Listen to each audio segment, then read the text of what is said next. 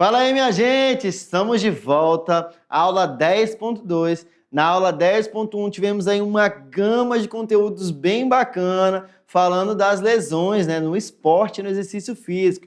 Como que acontece, quais são elas, qual que é a prevenção delas. E agora a gente vai fazer um resumo bem bacana, em 5 minutinhos aí, para depois a gente acompanhar junto a correção das atividades, que eu sei que vocês vão fazer e vão todos tirar nota 10, que vocês são alunos maravilhosos. Professor Presencial, obrigado pela sua ajuda, obrigado por tudo que você faz aí pela gente, na nossa mediação. E vamos lá para a nossa revisão, gente. Aula 10.2. A revisão da nossa aula falou sobre o que, professor? Ela falou sobre alguma coisa. Volta aqui. Volta. Deixa eu pegar aqui meu pincel. Pronto. Ela falou sobre lesões no exercício e no esporte. E aí eu entendi que as lesões, elas acontecem durante uma prática esportiva, o corpo fica exposto a cargas físicas que podem gerar lesões. É isso que acontece lá no momento das lesões, tá? Elas podem ser de dois tipos, Elas podem ser agudas ou podem ser crônicas. As agudas, os exemplos delas são as fraturas, as entorses ou rupturas musculares, que acontecem repentinamente. Então, são coisas que acontecem ali naquele momento, você não estava predisposto àquilo.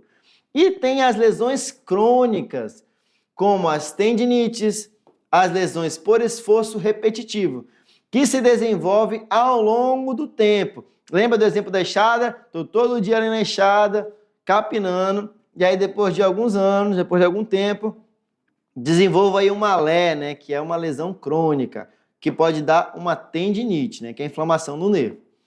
E sobrecargas contínuas e falta de recuperação adequada. Lembra que eu falei? Precisa dar descanso para o músculo, não pode ficar assim, fazendo o bichinho trabalhar sem descanso, não. Quem trabalha sem descanso? Entorses e distensões é o atingimento das articulações e músculos, com destaque para tornozelo e joelho. Eita, aquele tornozelo torcido, que dor. Já perdi a conta de quantas vezes eu torci o meu. Tendinites são inflamações nos tendões devido ao uso excessivo, como a epicondilite lateral, que é a conhecida cotovelo de tenista, tá? Já expliquei para vocês isso aí, só um resumão. As fraturas por estresse são pequenas fissuras ósseas associadas à reprodução do impacto, tá? Comuns em corredores. Bati, tive uma fratura ali, aliás, tive um impacto, tive uma fratura. Corredor ali está sempre ali correndo, também são impactos que acontecem e podem gerar mini fissuras. Como é que eu vou prevenir tudo isso, professor? Através de um bom preparo físico, de uma progressão gradual do meu exercício. Eu não vou chegar lá metendo louco, começando com o peso maior da academia. Vou começar devagar.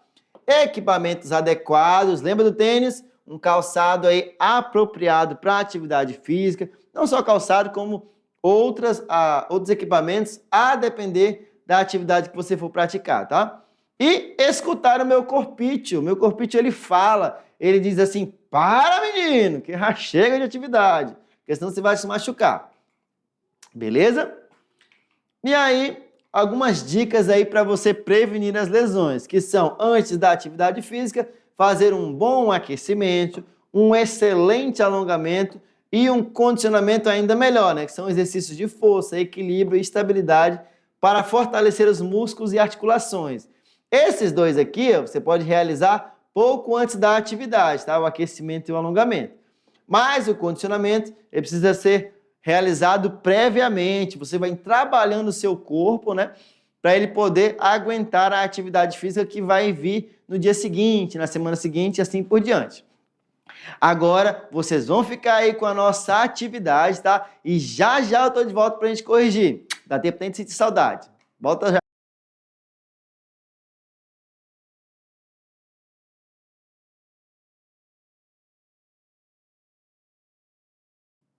Voltei, galera, estamos aqui, vocês já fizeram as atividades, se não fizeram, vamos fazer juntinho comigo agora, a gente vai corrigir e ver quem acertou tudo aí, tá? Nosso tira dúvidas das atividades. Acompanha comigo lá no slide.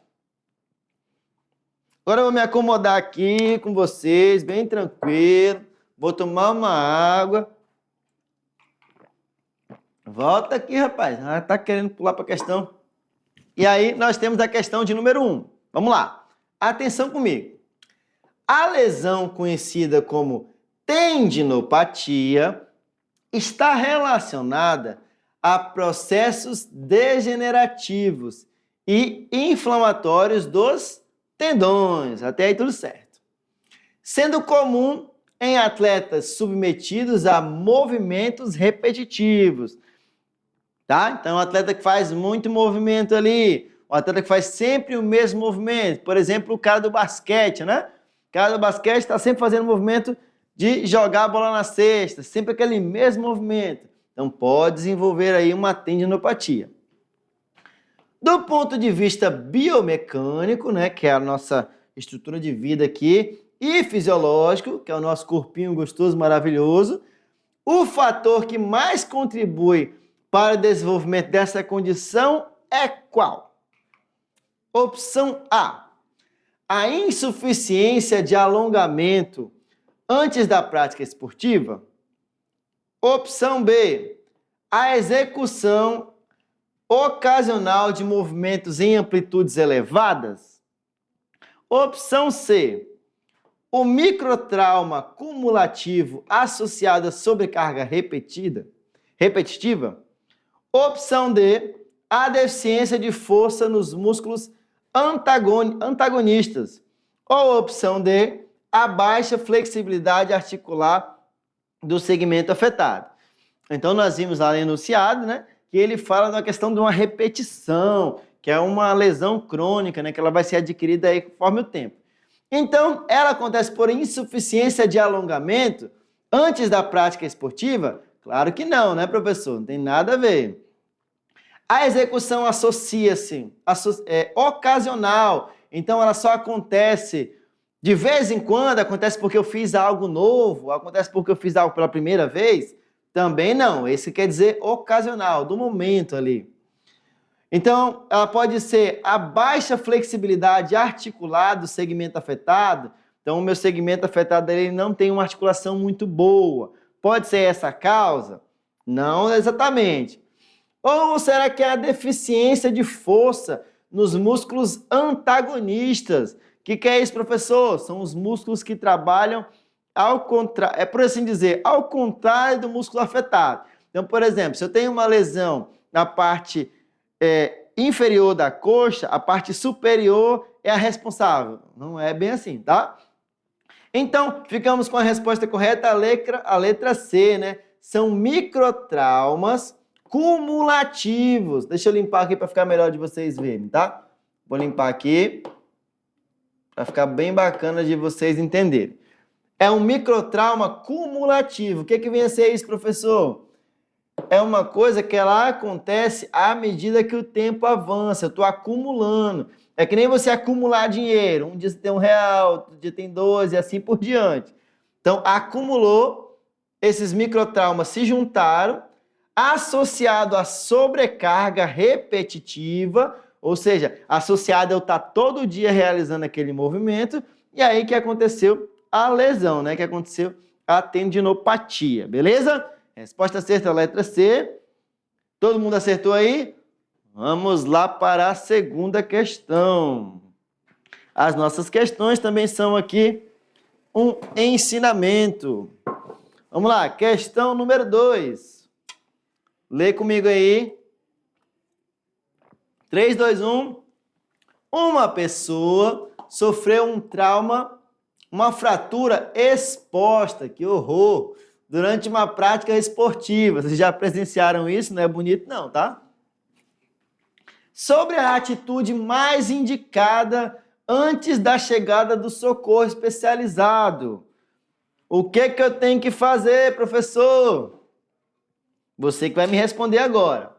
O menino sofreu um trauma, teu colega está ali jogando bola, sofreu um trauma lá, teve uma fratura exposta.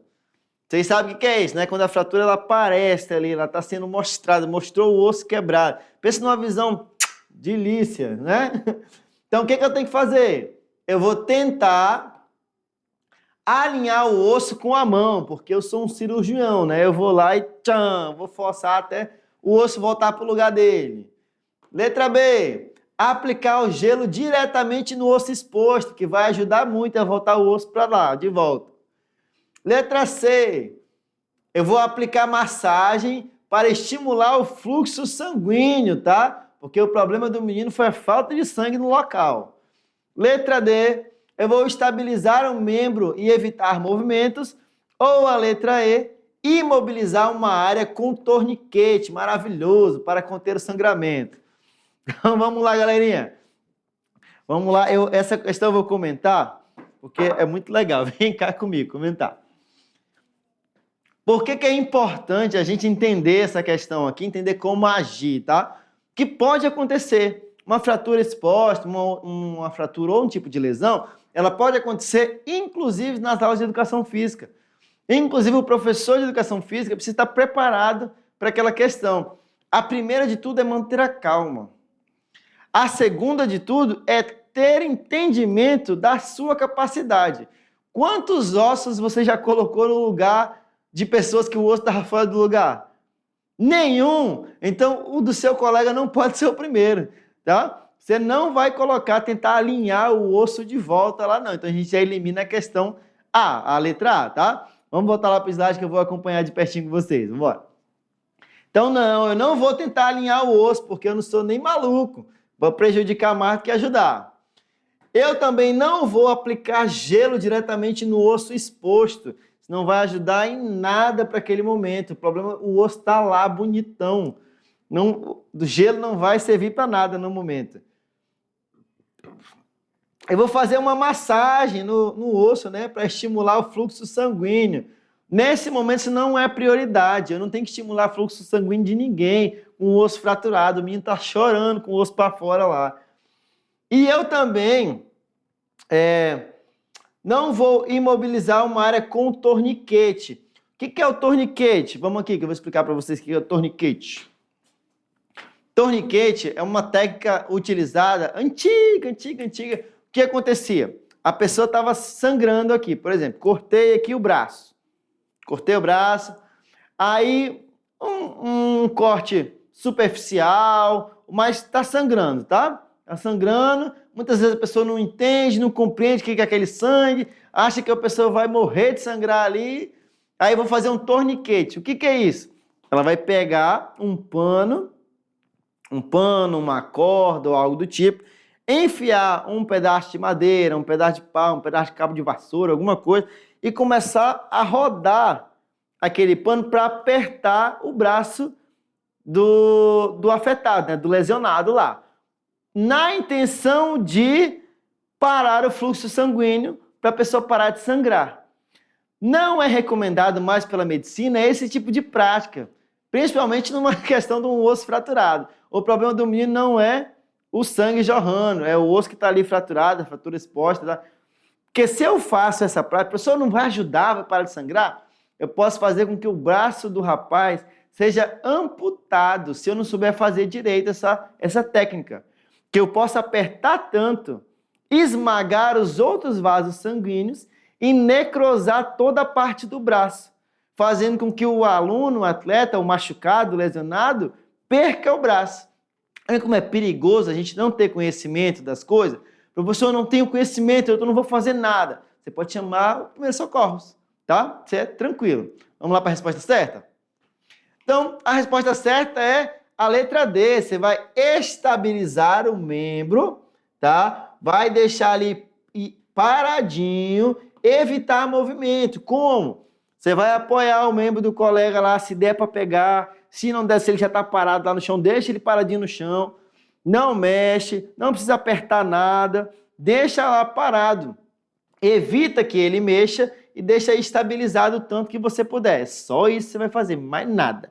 Beleza? Que aí você vai garantir e aí depois você vai ligar, né? Aliás, desde antes já tem que estar ligando lá para o 192, que é para poder socorrer o garoto, lá o serviço especializado. Vamos lá, questão número 3. No ambiente escolar, a prática de exercícios físicos sem adequada orientação pode aumentar os riscos de lesões osteomusculares em adolescentes, ou seja, sempre fase orientada, tá? Tendo em vista isso, considerando as características do desenvolvimento corporal nessa fase, a fase de vocês, o fator de maior relevância para a prevenção de lesões é: letra A priorização de atividades de alta intensidade.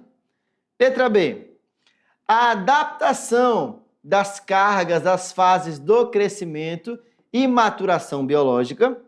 Letra C, o estímulo precoce ao treinamento de força máxima. Letra D, a padronização dos exercícios para todos os alunos. E letra E, a restrição de práticas esportivas competitivas. Ninguém vai fazer mais nada. Não, vamos lá. Por que não é a letra A? A priorização de atividade de alta intensidade. Um aluno está se desenvolvendo, um adolescente, eu não vou dar-lhe alta intensidade nele, porque ele pode ser lesionado, como falou lá na questão. Vou pular aqui para a letra C. O estímulo precoce. Tudo que é precoce está errado, tá? Então, se é o menino é precoce nisso, é precoce naquilo, está errado. Algo não está certo. Mas na saúde, principalmente, tá? Se você é precocemente inteligente, isso é muito bom. Então, nada de estímulo precoce ao treinamento de força máxima. Não, já vou começar dando carga nele. Não, não é assim não. Então, errado também. Letra D, a padronização dos exercícios para todos os alunos. Claro que não. Todo aluno tem a sua particularidade, cresceu de uma forma, tem uma estrutura muscular diferente. Então, todo mundo tem que ter o seu exercício individualizado, pensado para si próprio. E a restrição de prática de atividade física. Ah, professor, é muito difícil, ninguém vai fazer mais nada na escola. Também não é assim que resolve, né? Então, para resolver, a melhor solução é a adaptação das cargas às fases de crescimento. Deixa eu limpar aqui para ficar legal. Então, adaptação das cargas às fases de crescimento e maturação biológica. Então, tem tal idade, tal carga, é de tal gênero, tal carga, tem diferenciação lá entre meninos e meninas, tá? Os hormônios, a questão fisiológica. Então, adaptar as cargas para que todo mundo saia feliz e realize a atividade física. Nossa última questão aqui de número... Opa, volta, já estou querendo dar a resposta. Questão número 4, questão discursiva, tá? Justifique por que a orientação profissional é essencial na prática de exercícios físicos em ambientes escolares e esportivos. Por que eu tenho que ter um profissional nessas áreas aí? Explique para mim.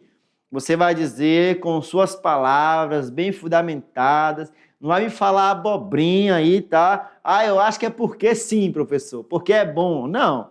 Você já está no 3º ano de ensino médio, um aluno argumentativo. Então, tome base na aula e faça a sua resposta aí bem bonita. A minha é essa aqui, ó, que não precisa ser igualzinha não, tá? Mas tem que tocar em alguns pontos aqui, porque é importante saber. Então, como opção de resposta, nós temos a orientação profissional garante que o exercício seja adequado à idade, ao nível de condicionamento e às características individuais dos praticantes. Só o profissional vai saber disso. Além disso, possibilita o controle de carga, a execução correta do movimento, que muita gente faz errado, e a adoção de estratégias preventivas. Então, ele vai te ensinar a não se machucar, o profissional. Reduzindo significativamente o risco de lesões. Note que não é que nunca vai acontecer, mas reduz, né? E promovendo prática segura e saudável. Gente, tá aí nosso material complementar para vocês darem uma olhada, tá? Para vocês aprenderem um pouco mais. Profissional em todos os lugares. Você não vai colocar um médico lá no lugar do advogado para te defender e tu também não vai colocar o advogado no lugar da cirurgia para fazer cirurgia em você. Então, cada um na sua área, cada profissional na sua e na parte da atividade física, o profissional de educação física é o mais qualificado para estar ali acompanhando vocês. Vou ficando por aqui, galera. Vem aqui comigo no nosso cenário gigante e bonito. Vou ficar por aqui. Daqui a pouco eu vou ter um particular, um tete-a-tete com o professor de sala de aula, professora, para a gente falar da parte prática, que essa aula tem ponto 3, tá bom? Um beijão e até depois!